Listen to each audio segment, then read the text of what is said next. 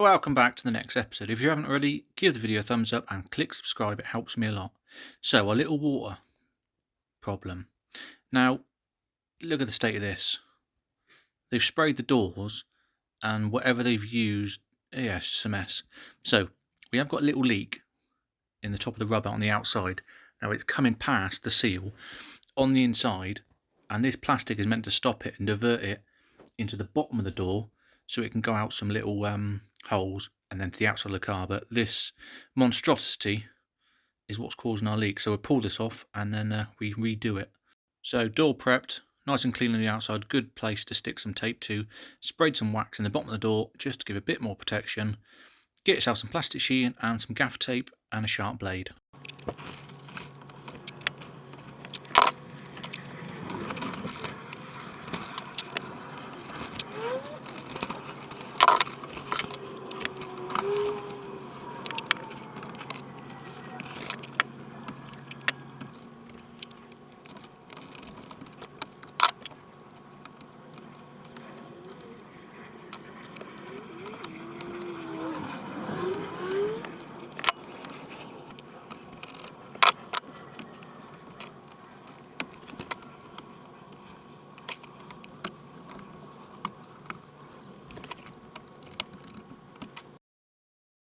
And that looks much better. So all sealed on the outside, good old gaff tape, and the main point is going to get to, so if any water will get through that little gap, just see a little crack there, it will go inside the door, it won't go outside this plastic sheet and get inside the car.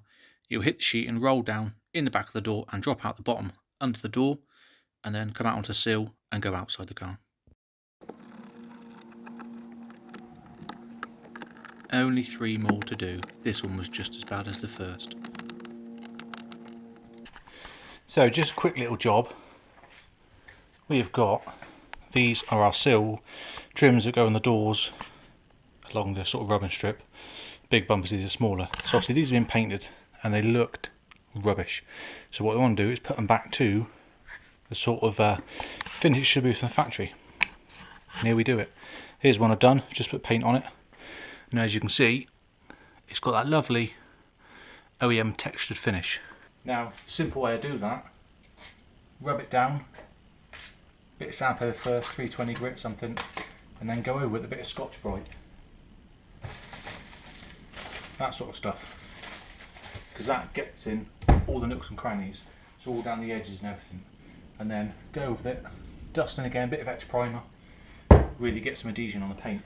And then satin black, and this is how I put the satin black on to give that textured look. So normally you'd paint quite close like that. While textured wise, all you want to do it double the distance away.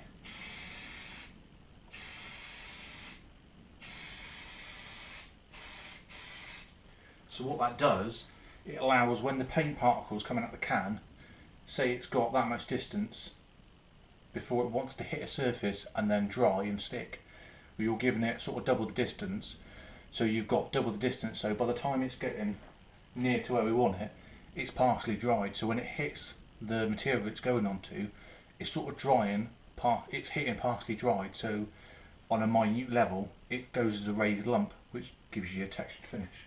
Yes, you can get other cans which are textured, but that's $5.99 from Toolstation, and a proper textured can is double that, if not 3 times that.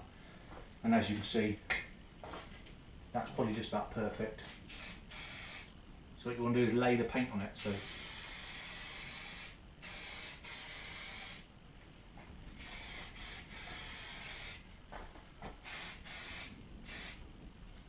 simple as that. So we'll leave that to dry.